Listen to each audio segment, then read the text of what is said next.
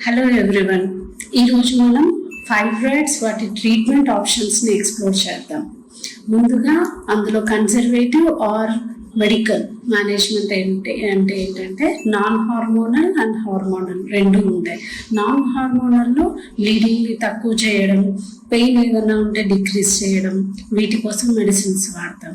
Like analgesics, antihaemorrhagic agents, antifibrinolytic agents లాంటివి. Hormonal వచ్చేసి birth control pills, GnRH agonist and hormonal intrauterine devices ఇలాంటివి. ఇవి వచ్చేసి మీ సైకిల్స్ని రెగ్యులరైజ్ చేయడంతో పాటు బ్లీడింగ్ని కంట్రోల్ చేస్తాయి. జిఎన్ఆర్హెచ్ అగోనిస్ట్ వచ్చేసి ఫైబ్రాయిడ్ సైజ్ని బాగా డిక్రీజ్ చేస్తాయి. Next option minimal invasive and non surgical, అంటే magnetic resonance or ultrasound used, HIFU, uterine artery embolisation ఇలాంటివి. ఇందులో కూడా దాని వాస్కులారిటీ, ఫైబ్రాయిడ్స్కి సప్లై చేసే బ్లడ్ సప్లైని డిక్రీజ్ చేస్తూ ఆ సైజ్ని డిక్రీజ్ చేయడం, ఫైబ్రాయిడ్ సైజ్ని ష్రింక్ చేయడం అన్నమాట.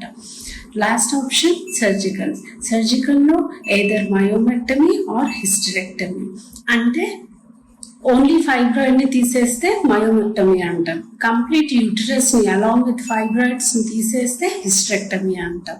ఈ రెండింటికి కూడా ఓపెన్గా చేయొచ్చు, లాప్రోస్కోపీలో చేయొచ్చు, రోబోటిక్గా కూడా చేయొచ్చు. వీటన్నిటికీ కూడా వాటి బెనిఫిట్స్, వాటి రిస్క్ ఉంటాయి. సో ఉమెన్ ఏజ్ని బట్టి, women preferences, whether to retain her uterus or not అనే దాన్ని బట్టి, ఫైబ్రాయిడ్ సైజ్ని బట్టి, ఫైబ్రాయిడ్స్ లొకేషన్ ఎక్కడ ఉంది, ఫైబ్రాయిడ్స్ నెంబర్స్ ఎన్ని ఉన్నాయి, వీటన్నిటిని బేస్ చేసుకొని ఒక ట్రీట్మెంట్కి వస్తాం. So it's very crucial to have a discussion about all these options with your health care provider.